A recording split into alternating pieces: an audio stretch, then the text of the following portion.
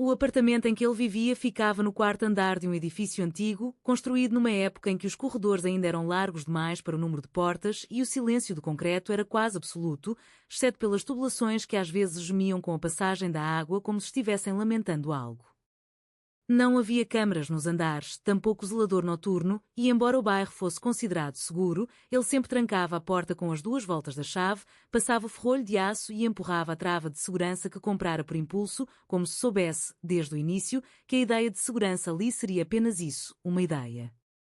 Ele se chamava Daniel, tinha pouco mais de 30 anos e levava uma vida tão silenciosa quanto os corredores do prédio em que morava. Trabalhava remotamente como revisor de documentos jurídicos, passava horas diante do computador corrigindo palavras que não eram dele e, ao final do dia, quase nunca sabia o que havia acontecido no mundo fora daquelas paredes bege, que pareciam engolir o tempo em vez de deixá-lo passar.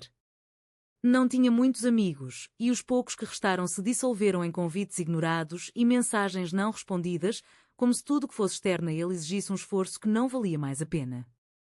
A primeira vez que ouviu as batidas foi numa terça-feira. O relógio digital que deixava sobre a bancada da cozinha marcava 3h17 quando o som ecoou, 3 batidas suaves, quase cuidadosas, como se a pessoa do outro lado da porta soubesse exatamente o quanto aquele silêncio era espesso e estivesse tentando apenas tocar sua superfície sem quebrá-lo. Ele acordou com a sensação de que o som não vinha de um sonho, e sim de algo externo que conseguira infiltrar-se no sono, como um sussurro que atravessa um vidro trincado. Não se levantou, não foi verificar. Apenas ficou ali, deitado, os olhos abertos no escuro, esperando que algo mais acontecesse, mas nada mais veio. Nenhum som de passos se afastando, nenhum ruído de elevador ou porta abrindo em outro andar. Só o silêncio que voltou a ocupar o espaço como se nada tivesse acontecido.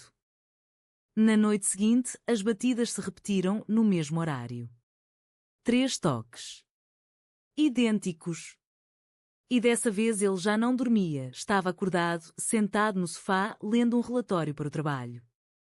O som o fez congelar. Não era forte, não era insistente. Era preciso, milimétrico, como se alguém estivesse medindo a sua paciência ou sua atenção.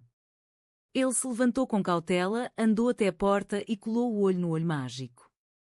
O corredor, como sempre, estava vazio, iluminado apenas por uma lâmpada fluorescente que piscava de forma intermitente no fim do corredor, criando aquele tipo específico de incomodo que não é grave bastante para se tornar urgente, mas constante o suficiente para corroer. Abriu a porta com lentidão, o coração um pouco mais acelerado do que gostaria de admitir. Não havia ninguém. Nem som de elevador descendo, nem portas se fechando. Apenas o corredor, tão imóvel e frio quanto sempre. Nos dias que se seguiram, Daniel tentou encontrar padrões. Anotava a hora, a duração das batidas, a quantidade de passos que conseguia ouvir, mas nunca havia passos. Somente os toques. 3 batidas. Sempre às 3h17. Nunca mais, nunca menos. Não havia sombra por debaixo da porta, nem alteração na luz, nem marcas no chão. Certa vez, deixou a porta entreaberta, apenas com a corrente de segurança engatada, esperando do outro lado, olhos fixos no retângulo escuro da madrugada. O som veio do mesmo jeito, suave e ritmado, mas vindo da madeira da porta, não do corredor. Era como se as batidas não precisassem de uma mão, apenas da intenção. Com o passar das noites, algo dentro dele começou a mudar. Não era exatamente medo, tampouco paranoia. Era uma espécie de antecipação que ia se estendendo pelas horas anteriores ao toque, como se sua mente começasse a se preparar para um evento inevitável, tal qual o corpo sabe instintivamente o momento exato em que a chuva começa a cair mesmo sem ouvir o trovão. Ele passou a dormir menos, a andar pela casa no escuro, a apagar todas as luzes antes mesmo de pensar em se deitar. Sentia que, se a luz permanecesse acesa, estaria sendo observado com mais clareza do que gostaria. Em uma noite especialmente quente, ele acordou com o som da geladeira fazendo um estalo metálico e, ao olhar para o relógio, viu que eram 3h14. Permaneceu imóvel. Os olhos fixos no teto. A respiração ritmada. Sentia que, de alguma forma, aquela noite seria diferente. Às 3h17 em ponto, como sempre, as batidas vieram. 3. Mas houve uma quarta. Um toque a mais, sutil, quase como um eco, mas nitidamente deslocado do padrão. Ele se levantou imediatamente, foi até a porta e verificou, nada. Mas ali, no chão, justo diante da porta, havia uma pequena folha de papel, dobrada uma vez, como bilhetes antigos deixados embaixo da porta em pensões de outra época. Daniel hesitou, então pegou o papel, desdobrou e viu que estava em branco. Ele passou o dia inteiro tentando entender aquilo. Nenhuma câmara no corredor, nenhum vizinho que admitisse ter escutado batidas, nenhum sentido prático para o papel em branco. E mesmo assim, a partir daquela noite, o toque passou a vir com variações. Às vezes 4 batidas, às vezes 2, mas sempre às 3h17, sempre no mesmo ponto da porta e sempre com aquela precisão que parecia mais mecânica do que humana. Ele começou a anotar tudo compulsivamente, como se tentasse encontrar um padrão oculto, uma mensagem cifrada dentro da sequência dos toques. Mas a cada novo padrão que surgia, ele era imediatamente desfeito na noite seguinte, como se algo estivesse brincando com sua tentativa de racionalizar o inexplicável. E ainda assim, o que mais o perturbava não era o som em si, mas a ausência total de qualquer outro indicativo de presença, como se o mundo inteiro tivesse desaparecido e restasse apenas ele e aquela porta, separados por alguns centímetros de madeira e uma intenção que não era sua. Nos dias seguintes, a presença das batidas se tornou mais do que um evento. Transformou-se numa espécie de expectativa que moldava os horários de Daniel, seu humor, suas ações e até a forma como observava o mundo à sua volta. Ele passou a organizar o dia inteiro em torno daquele instante inevitável das 3h17, como se o resto das horas fosse apenas uma preparação para o momento em que a madeira da porta seria tocada por algo ou alguém que nunca se revelava, mas cuja existência se tornava cada vez mais incontestável. Parou de sair de casa. Deixou de responder e-mails. Não abria as janelas, não atendia telefonemas, não olhava mais para o espelho do banheiro, pois começava a suspeitar que o reflexo devolvido já não lhe pertencia totalmente. A cidade continuava viva lá fora, e isso incomodava de maneira sutil, como um zumbido distante, porque parecia impossível que os outros continuassem seus dias normalmente enquanto algo tão anormal acontecia ali, todas as noites, atrás daquela porta.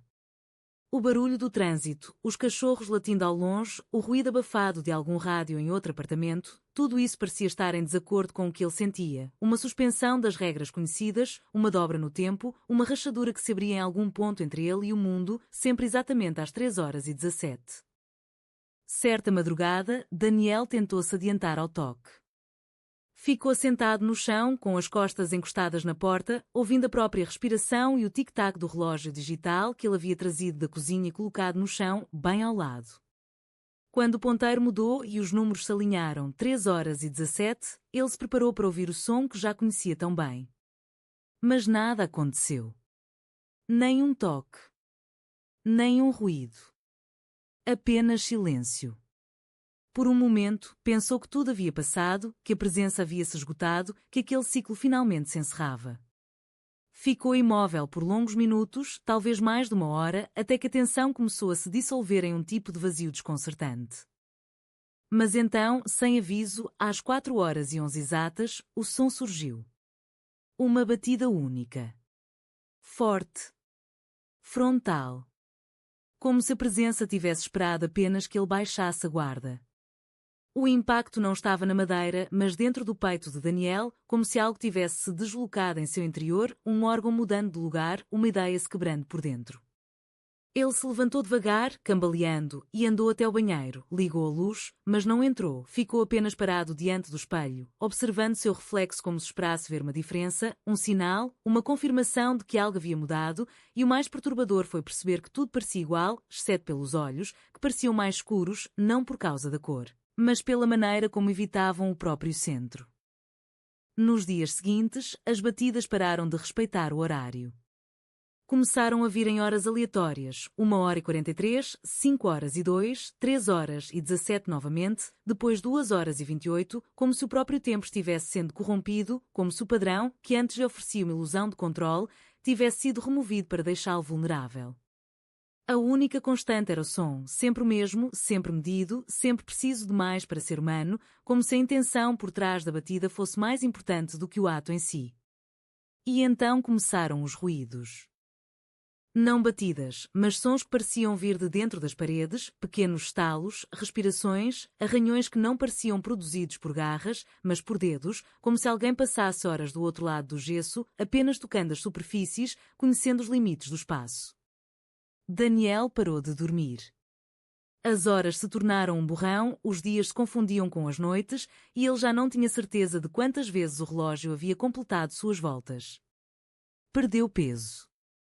O rosto se tornou ossudo, a barba crescia em ângulos irregulares e os olhos estavam sempre vermelhos, mas não de choro, era como se estivessem queimando por dentro. Certa noite, acordou no sofá com a TV ligada, mostrando uma tela azul que não reconhecia, sem som, sem canal, apenas uma superfície luminosa tremulando num ritmo estranho, quase hipnótico. Olhou para o relógio, 3h17, e, por um impulso que não sabia de onde vinha, caminhou até a porta sem medo, sem hesitação, abriu a tranca, girou a chave e puxou a maçaneta. O corredor estava vazio, mas havia uma mudança. A luz do fim do corredor, que sempre piscava, estava estática, acesa demais, branca demais, como se alguém tivesse trocado a lâmpada por outra de intensidade absurda e, no entanto, não iluminava o corredor. Era como se tudo além de alguns metros ainda estivesse mergulhado numa sombra espessa, densa, que não era natural. Ele deu um passo para fora, depois outro, e sentiu o piso gelado sob os pés. O silêncio era absoluto. Nem tubulações, nem vento, nem ruído vindo dos outros apartamentos. Apenas um silêncio que parecia vivo. Um silêncio que observava. Quando se virou para olhar sua própria porta, teve a impressão de que ela estava um pouco diferente. O número parecia torto, as bordas da madeira levemente escurecidas, como se tivesse envelhecido décadas em minutos. Voltou para dentro com pressa, trancou tudo novamente, mas teve a sensação de que, ao fazer isso, algo havia sido deixado para trás. Ou talvez o contrário, algo havia entrado com ele. A partir dessa noite, a casa deixou de ser familiar. Começaram a surgir pequenos deslocamentos. Coisas mudavam de lugar, embora ele tivesse certeza de não tê-las tocado. As luzes demoravam a acender. A água da torneira parecia ter um cheiro estranho. O reflexo no espelho piscava com uma leveza imperceptível, mas suficiente para gelar a espinha. Às vezes, durante o dia, ao andar pelos cômodos, ele ouvia batidas muito suaves, como se viessem de dentro dos armários, ou debaixo do piso, ou atrás das paredes, e ele começou a temer que a casa tivesse deixado de ser um espaço tridimensional, como se novas profundezas estivessem sendo abertas, não visíveis, mas sensíveis, como túneis cavados no tecido da realidade. Ele parou de usar o celular. Desligou o roteador. Fez tudo o que podia para se desconectar do mundo exterior, não porque estivesse enlouquecendo, mas porque havia uma nova lógica se instalando, uma lógica que exigia silêncio, atenção e entrega total. O mundo lá fora parecia frágil demais para compreender o que acontecia ali. E então, numa madrugada em que a temperatura parecia ter despencado sem razão, ele acordou com a certeza de que havia alguém dentro do apartamento. Não ouviu passos. Não ouviu batidas. Apenas sentiu um peso na atmosfera. Uma presença imóvel, mas não inerte. Não se levantou. Ficou deitado, os olhos fixos no teto, o coração batendo tão devagar que parecia hesitar entre os intervalos. Passaram-se minutos, talvez horas. Quando o sol começou a nascer e a luz alaranjada filtrou-se pela fresta da cortina, ele finalmente teve coragem de se levantar. Andou pela casa toda. Nada fora do lugar. Nenhum sinal de arrombamento. Nenhuma marca visível. Mas havia algo diferente. As batidas haviam parado. Não vinham mais às 3h17, nem em hora nenhuma. E foi isso que mais o aterrorizou. Porque se o som cessara, talvez fosse porque a presença já não estivesse do lado de fora. Talvez, agora, ela estivesse do lado de dentro. Talvez, agora, ela não precisasse mais bater.